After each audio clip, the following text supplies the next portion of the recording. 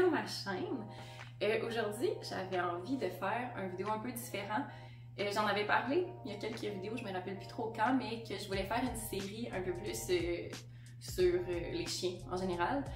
Si vous ne saviez pas, j'ai adopté en septembre dernier un berger australien miniature qui s'appelle Marcus.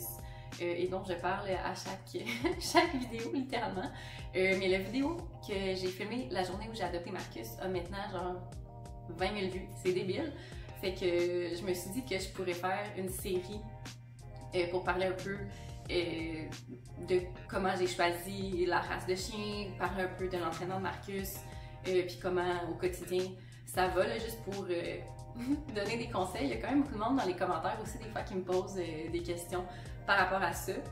Je suis pas une experte, vraiment pas. C'est la première fois que j'ai un chien qui est à moi et non un chien de famille. Fait que j'apprends un peu au fil du temps. Fait que je me dis si je peux partager un peu mon expérience puis vous permettre de prendre des bonnes décisions puis d'éviter certaines erreurs que j'ai faites, ben c'est pas perdu. Fait qu'aujourd'hui, j'avais envie de faire une vidéo un peu sur quoi savoir avant d'adopter un chiot. Fait que je vais vous parler un peu de comment choisir la race, de l'entraînement, des frais à prévoir, puis aussi vous parler un peu des différentes méthodes pour l'entraînement des chiens. Fait que tout ça en vous parlant un peu de mon expérience personnelle pour vous donner des exemples. Fait que ça va pas mal être ça, la vidéo. Fait que je vais créer une playlist pour cette série-là, cette série comme sur les chiens. Fait que vous pourrez aller trouver toutes les vidéos dans cette playlist-là. Puis si jamais vous avez des questions, n'hésitez pas à les poser dans les commentaires. Fait qu'on va commencer la vidéo tout de suite. Donc pour commencer, comme je vous disais, je veux vous parler un peu du choix de la race du chien que vous voulez avoir. Honnêtement, toutes les races sont tellement différentes, puis c'est vraiment pas la même expérience d'avoir un Golden que d'avoir un Chihuahua, que d'avoir un Marcus, tu sais. Fait que c'est vraiment important de s'informer sur la race que vous voulez. Moi, quand j'ai commencé à vouloir un chien, au début, je voulais je sais pas pourquoi le rit, c'est pas drôle, mais je voulais un Dachshund. Ça se dit pas comme ça, mais c'est comme ça qu'on va le prononcer dans cette vidéo. C'est les mini teckels poilus qu'on n'arrête pas de voir sur Instagram. C'est sûr que vous avez déjà vu ces vidéos-là. Puis si vous savez pas de quoi je parle, c'est le chien à Charles Leclerc. Fait que je sais pas si ça peut vous aider. Mais à un moment donné, sur mon Instagram, il y avait que des vidéos de Dachshund. Fait que là, j'étais là, je veux clairement un Dachshund. Puis là, mon père, il m'a dit, ah, tu sais, va voir sur le site du American Kennel Club, le AKC. Ils ont une liste de toutes les races de chiens qui existent. Je pense, je suis pas sûre, mais en tout cas, il y a une grosse liste de races de chiens. Puis tu peux aussi faire un quiz pour savoir quelle race de chien serait un bon fit avec toi. Dans le quiz, il pose des questions, mettons, c'est quoi ta tolérance au jappage, à quelle fréquence tu veux toiletter ton chien, c'est quoi ton niveau d'énergie, quelle grosseur de chien tu veux. Fait que ça pose quand même des bonnes questions que des fois on pense pas, comme le toilettage.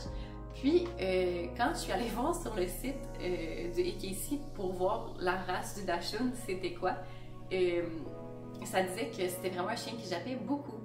Moi, personnellement, je suis pas très tolérante au jappage, là. Un chien qui jappe à rien, ça m'énerve. Fait que ça m'a comme un peu refroidi là, pour avoir un Dachshund. Fait que j'ai fait le quiz pour essayer de trouver d'autres races. Ça m'a pas donné berger australien miniature, mais dans le quiz, quand ça a demandé quelle grosseur de chien, moi j'étais plus dans les chiens small, medium, parce que j'étais en appartement, fait que je peux pas avoir un gros Golden, parce qu'il y a souvent des limites de poids. Fait que je suis allée voir dans la section chien small et medium, puis c'est là que j'ai vu le berger australien miniature. J'étais comme, c'est révolutionnaire ce chien-là parce que ça fitait vraiment tous mes critères. C'est un chien qui jappe pas particulièrement beaucoup, il jappe dans la moyenne, fait comme pour alerter. C'est un chien qui a un bon niveau d'énergie, fait que moi c'est vraiment, quand je voulais un chien, au final je me suis rendu compte que c'était plus pour comme l'amener faire des randonnées puis tout, ce qui aurait été difficile avec un Dachshund parce qu'ils ont besoin d'une rampe pour monter sur les divans. Fait que dans une montagne, clairement, ça n'aurait pas fait bon ménage. C'est aussi un chien qui n'a pas besoin d'être toiletté fréquemment. Fait que pour moi, ça, c'était vraiment parfait. Je suis vraiment contente au final d'avoir pris le temps de regarder un peu la race que je voulais au départ, le Dachshund, puis que je me suis rendu compte que ça ne fitait pas vraiment avec mon mode de vie puis avec ce que je voulais. Ça m'a permis comme de faire un meilleur choix par rapport à la race. Puis je pense aussi, on pense pas à se renseigner sur les comportements des chiens. Puis souvent, c'est ça qui va peut-être mener à des abandons parce que mon chien jappe, je suis en appartement, je peux pas, mais finalement, c'est un chien que tu aurais pu savoir qui jappait beaucoup, ou c'est un chien vraiment énergique, puis finalement tu te rends compte que tu n'as pas le temps de t'en occuper, mais si tu avais fait des recherches, peut-être que tu l'aurais su, puis tu aurais pris une meilleure décision, pas une mauvaise décision. Fait que je pense que c'est vraiment important de prendre le temps de se renseigner sur différentes races, puis de considérer ses options, puis comment ça fit avec son mode de vie, parce que c'est poche d'abandonner un chien, parce que finalement on se rend compte que c'est pas ça qu'on voulait. Fait que si on peut éviter les abandons en prenant une meilleure décision à la base, c'est pas mal un bon coup. En deuxième, je voulais vous parler un peu de l'entraînement. Pas nécessairement l'entraînement pour des compétitions, mais juste l'entraînement de base pour ton chien, là, fait que tout ce qui est commande de base. Selon moi, un chien qui est bien entraîné puis qui a les bonnes commandes de base, qui a vraiment la base des commandes, c'est un chien qui est le fun. Vraiment, là, tu sais, souvent, un chien pas entraîné, c'est lourd, là, vraiment. Là, un chien qui est pas bien élevé puis qui a pas des bonnes manières, c'est pas agréable, ni pour le chien, ni pour le maître. Fait que c'est super important, l'entraînement, dès qu'il est chiot, de commencer à lui apprendre les bases, c'est assis, le coucher, le reste. Puis juste comme la politesse, genre pas sauter sur les comptoirs, puis des choses comme ça. Mais c'est sûr que c'est quelque chose qui demande beaucoup de temps. Surtout quand t'as des races qui sont vraiment... qui ont besoin d'être stimulées, comme mettons Marcus, il faut vraiment qu'on s'entraîne à tous les jours, qu'on apprenne des nouveaux tours quasiment chaque semaine pour qu'il reste motivé puis stimulé dans l'entraînement. Fait que c'est sûr que c'est vraiment coûteux en temps avoir un chien. Surtout au début, mais c'est vraiment le moment le plus important dans ta relation avec ton chien, parce que c'est ça aussi qui va t'aider à bâtir une bonne relation. Là. Entraîner ton chien, c'est vraiment du temps de qualité, selon moi, avec ton chien. Fait que c'est super important. Puis ça peut aussi être coûteux quand même, l'entraînement. Avec Marcus, on a fait le cours de maternelle, puis on a fait le cours de base 1. Fait que tu sais, ça c'est comme des 100, 200, 300 $ pour l'entraînement. C'est pas obligatoire de faire des cours que tu payes pour. Tu peux vraiment regarder des vidéos sur YouTube, puis t'arranger par toi-même. Moi, c'était vraiment par intérêt personnel que je l'ai fait. Je regrette pas. Je vais probablement nous inscrire à d'autres cours de chiens, mais c'est sûr que c'est coûteux. Mais autant en temps et en argent. L'entraînement du chien, mais c'est super important. Fait qu'il faut quand même être conscient de ça. C'est une responsabilité, avoir un chien. C'est pas comme ça chill, là, puis ça fait rien de la journée. C'est un être vivant quand même qui a besoin d'être stimulé. Fait qu'il faut quand même prendre ça en compte avant de prendre la décision d'adopter un chien. Après ça, il y a l'aspect financier à considérer. Souvent, un chien, ça coûte quand même cher à l'achat. C'est sûr que si on va l'adopter dans des refuges, souvent, soit il n'y a pas de frais ou les frais sont beaucoup plus bas que si on va l'acheter à un éleveur. Mais mis à part le frais d'obtention du chien, il y a aussi des frais autres à prendre en compte. Fait qu'il va y avoir des dépenses récurrentes, fait que la nourriture pour les chiens, les gâteries si vous voulez entraîner votre chien. Il y a les vaccins aussi qui sont à différentes fréquences, dépendant du vaccin, mais il y en a qui peuvent être chaque année, chaque 2 ans. Puis aller chez le vétérinaire, ça coûte cher. C'est pas juste le vaccin, à chaque fois tu payes pour la consultation, fait que ça peut rapidement monter le prix de la facture chez le vétérinaire. Même si c'est juste pour des vaccins, il faut quand même être conscient de ça. Puis il va aussi avoir des dépenses occasionnelles pour le chien. Fait que, si c'est une race qui a besoin d'être souvent toilettée, il y a les frais de toilettage.